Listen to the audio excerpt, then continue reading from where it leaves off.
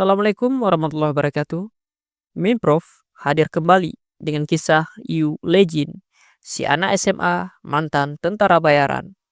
Bagi teman-teman yang baru saja bergabung, silakan ke halaman utama channel untuk melihat playlist You Legend dari episode pertama. Jadi, langsung saja siapkan bantal, mulai rebahan, dan simak kisahnya. Istri Dr. Gardner memutuskan untuk bertanya pada atasan Jin. Memang benar, anak itu adalah prajurit bayaran Jin. Dan dia juga prajurit bayaran terbaik di wilayah itu yang diinginkannya. Sarah tidak menyangka anak sekecil itu. Tapi si atasan menghentikan. Dari yang didengar, sekarang ini bukanlah situasi untuk mempermasalahkan hal semacam itu. Juga ada informasi bahwa negara Sarah membantu pemerintah di sana. Karena itu, kelompok anti pemerintah pasti tidak memandang baik semua orang yang datang untuk mengkoordinasi persoalan itu. Sarah sedikit terkejut. Dia tidak tahu bagaimana informasi itu bisa diketahui. Tapi kabarnya pemerintah di sana juga akan mengirimkan prajurit untuknya. Dia ingin memperkerjakan prajurit bayaran dari desa untuk berjaga-jaga saja. Si atasan mengerti, jika memang tidak suka, Sarah tidak perlu menandatangani kontrak. Pihaknya tidak keberatan. Tapi jika masalahnya seperti itu, dia menyarankan untuk segera membuat keputusan. Karena butuh waktu lama untuk membuat kontrak baru dengan prajurit bayaran yang hebat. Dia lalu memberi solusi. Jika Sarah merasa tidak nyaman, dia akan menyuruh orang lain untuk melakukan pengawalan ketat menggantikan Jin. Sarah menolak. Ia akan menandatangani kontrak secara resmi. Karena tidak ada lagi kelompok yang memiliki reputasi dan kemampuan sehebat prajurit di desa. Si atasan tersenyum, memuji keputusan bijaksana Sarah. Bahkan, mungkin tidak ada orang lain yang mau melebatkan diri dalam misi ini dengan sukarela. Setelah selesai menandatangani kontrak, Sarah meminta maaf pada Jin. Keluarganya sudah bersikap sangat tidak sopan pada orang yang akan melindungi mereka.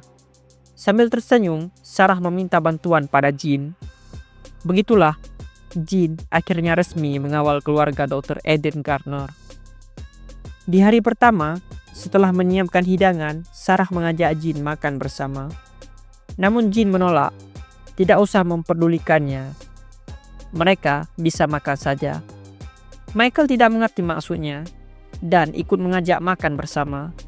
Jin bersikeras, berkata kalau dia tidak makan dengan target yang dilindunginya. Penasaran, Michael menanyakan alasan kenapa Jin tidak mau makan bersama keluarganya. Namun, tidak ada jawaban. Michael tak mau menyerah dan terus menunggu jawaban. Jin lalu memberitahu kalau itu akan memperlambat reaksinya terhadap bahaya yang mungkin akan terjadi. Bahkan, meski tidak begitu, dia tetap tidak makan dengan target yang dilindunginya. Michael berdalih, mengatakan tempat itu aman sebab berada di dalam gedung pemerintah dan kembali mengajaknya untuk makan bersama. Karena tak bisa menolak, Jin berkata akan memeriksa sekeliling dulu. Di luar, prajurit bayaran menyapanya dengan hangat. Setelah beberapa saat, dia kembali. Namun ruang makan itu sudah kosong. Mendengar suara pintu, Sarah menyambutnya. Ia mengerti, Jin merasa tidak nyaman makan bersama dan menyuruhnya makan sendiri karena mereka sudah selesai makan. Michael menimpali.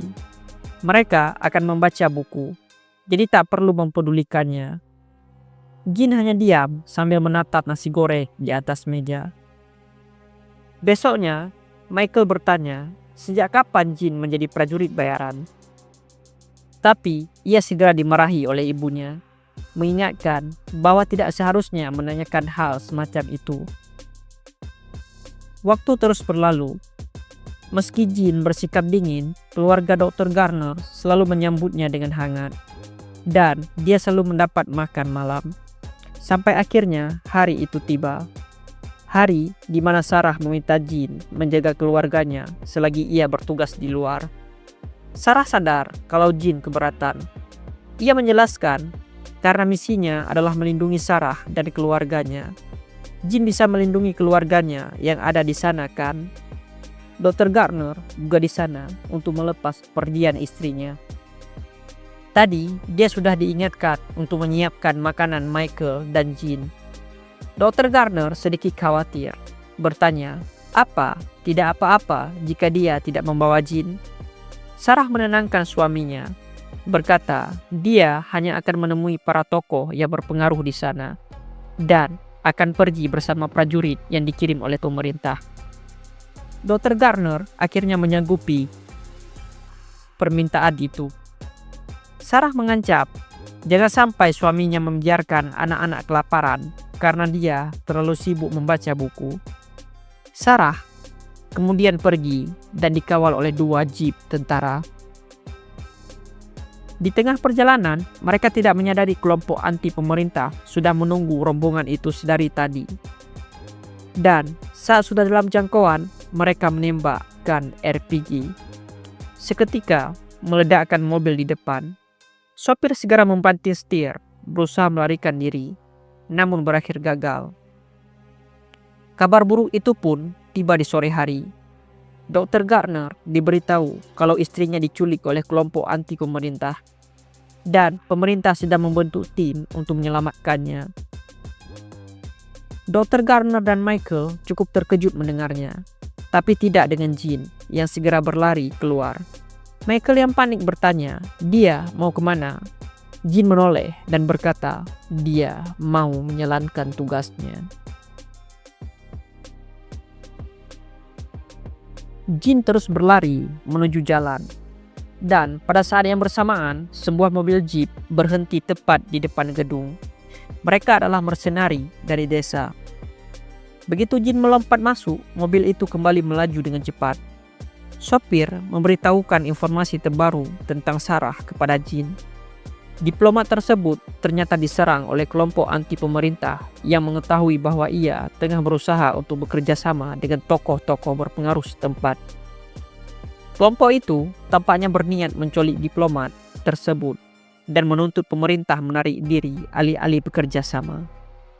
Meskipun para mercenari desa mencoba untuk bergabung dalam konvoi, pasukan pemerintah menghentikan mereka dan menyatakan bahwa bantuan mereka tidak dibutuhkan. Dan inilah yang terjadi sebagai akibatnya. Si sopir menambahkan bahwa akan butuh waktu cukup lama untuk membentuk tim penyelamat. Jin menanggapinya dengan nada dingin. Kemungkinan Sandra akan dibebaskan sebelum tuntutan kelompok itu dipenuhi sangat kecil. Sopir membenarkan dan memberitahu kalau ia mendapat lokasi persembunyian kelompok itu dari seorang informan.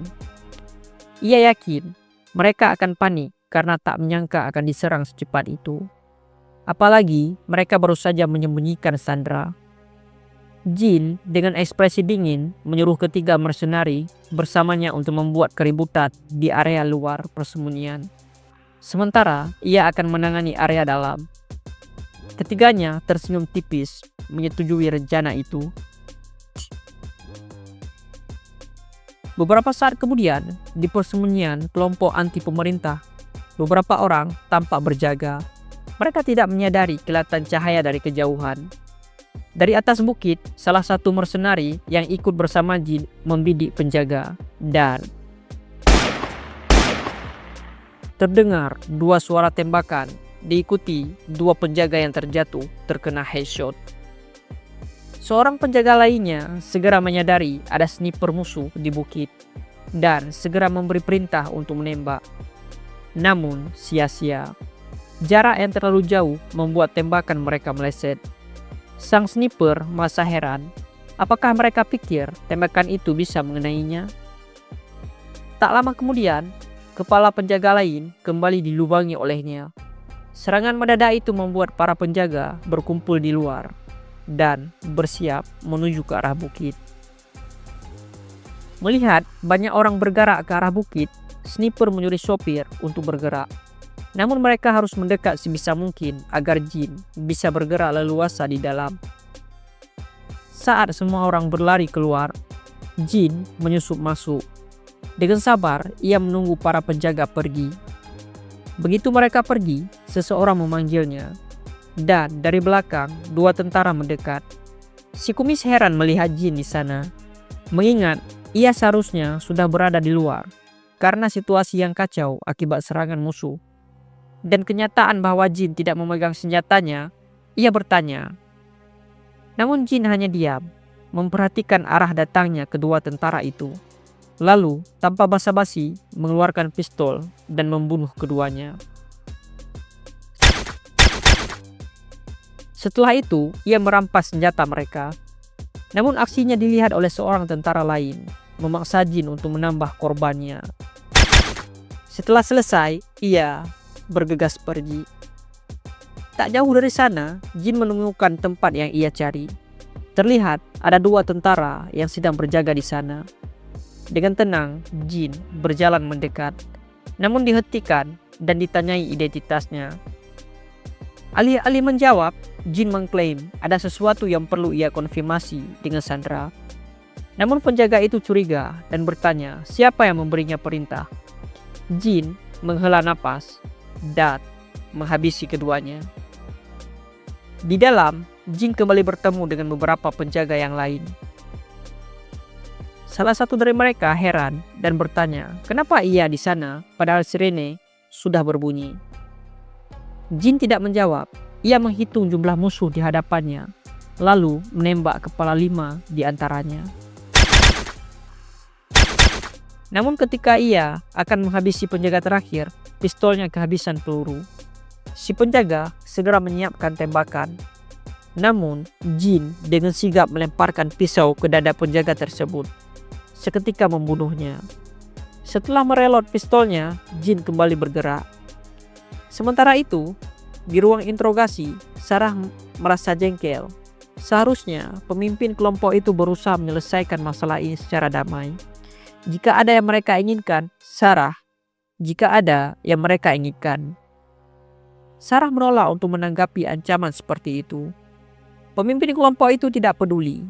Ia menyatakan bahwa jika tuntutan mereka tidak dipenuhi, mereka akan menghabisinya. Ia menyuruh Sarah untuk beristirahat karena interogasi baru akan dimulai nanti. Meski diancam, Sarah tetap bersikeras bahwa ia tidak akan berkompromi. Bahkan jika mereka menyanderanya. Sekilas ia teringat pada keluarga kecilnya. Tiba-tiba pintu ruang interogasi terbuka dan jin masuk. Pemimpin kelompok itu bertanya siapa dia. Mengingat dirinya sudah melarang siapapun memasuki ruangan tersebut. Tapi jin hanya diam. Melihat posisi Sarah yang bisa saja terkena peluru jika ia menembak, ia menerjang ke depan. Beberapa tembakan dilepaskan, namun jin menghindarinya dan berhasil menusukkan pisau ke jantung pemimpin kelompok tersebut. Sarah terpaku melihat kebrutalan itu. Sementara jin dengan ekspresi datar mengatakan bahwa ia datang untuk menyelamatkannya. Suara sirine terus berdengung. Serangan dari jin dan sniper desa membuat kelompok anti pemerintah kalang kabut. Sementara mereka sibuk menyisir persembunyian, jin bersama Sarah mengendap-endap dari sana. Sarah yang sudah tua meminta maaf karena dia kesulitan untuk mengikuti jin. Kemudian terdengar suara orang dan langkah kaki di depan. Jin yang siaga segera bergerak maju. Benar saja, sesaat kemudian 3 tentara terlihat keluar dari gang, memeriksa tempat itu. Jin yang sudah bersiap menembak kepala mereka langsung membunuh ketiganya. Namun tiba-tiba muncul 2 tentara lagi, bersiap menghabisinya. Jin yang melihat mereka dengan sigap meluncur. Tepat sebelum peluru melubangi kepalanya, tak butuh waktu lama, kedua tentara itu menyusul rekan mereka. Ia lalu berhenti di mayat para tentara. Ternyata seseorang dari mereka masih hidup dan mengutuknya. Sebelum ditembak, jin menendang si tentara, Sebelum ditembak, Jin menendang si tentara lalu menyarangkan peluru di kepalanya. Sarah terpaku menyaksikan semua itu. Teringat dengan perkataan pemimpin desa. Memang benar anak itu adalah Jin, prajurit bayaran terbaik di sana seperti yang diinginkannya. Jin kemudian memberitahu kalau mereka harus keluar secepatnya. Seketika menyadarkan Sarah. Beliau lalu bangun, namun khawatir saat melihat luka di tangan penyelamatnya. Jin dengan tenang berkata kalau itu hanya luka goresan peluru. Daripada itu, para musuh sudah mendengar suara tembakan tadi. Jadi, mereka mungkin akan berdatangan ke sana. Meski begitu, Sarah tetap cemas dengan kondisi anak itu. Mereka berdua kembali melanjutkan pelarian. Dalam perjalanan, Jin kerap kali bertemu musuh, memaksanya menghajar mereka. Terkadang, ia juga menembak mereka saat lewat di depannya. Di sisi lain, Sarah merasa tidak nyaman, namun ia hanya bisa diam sambil terus menatap punggung anak itu. Mereka berdua akhirnya sampai di parkiran kelompok anti pemerintah. Di sana terlihat sebuah mobil yang bersiap untuk pergi. Jin memberi isyarat untuk berhenti dan memberitahu rencananya. Mereka akan pergi dari sana dengan membajak kendaraan di depan. Ia meminta Sarah untuk berlari sekuat mungkin saat ia memberi sinyal. Mata Sarah membelalak, tetapi Jin sudah keluar dari sisi gedung dan berhasil membunuh 2 tentara sebelum pelurunya habis. Jin menghindari tembakan dari tentara terakhir, lalu menghabisinya dengan pisau. Ia lalu meminta Sarah untuk naik ke dalam mobil. Sarah buru-buru masuk. Tapi sebelum itu, ia diperingatkan untuk menundukkan kepala di bangku belakang. Sesaat setelah Sarah masuk, mobil itu dihujani tembakan, memecahkan kaca belakang. Untungnya, Jin dengan cepat melarikan diri dari sana, meninggalkan para tentara yang menembaknya. Mereka berdua akhirnya tiba ketika hari sudah sore. Dari jauh, Jin melihat Sarah kembali bertemu dengan keluarganya. Kemudian, pemimpin dan beberapa mersenari desa menghampirinya, berterima kasih atas kerja kerasnya. Seperti biasa, Jin berkata dia hanya melakukan tugasnya. Si pemimpin tersenyum, lalu menyuruhnya memulihkan diri untuk hari ini. Ia akan menugaskan beberapa mersenari lain malam ini. Malamnya, Sarah menceritakan semua pada suaminya. Dr. Gardner tak begitu terkejut dan sudah menduga itu.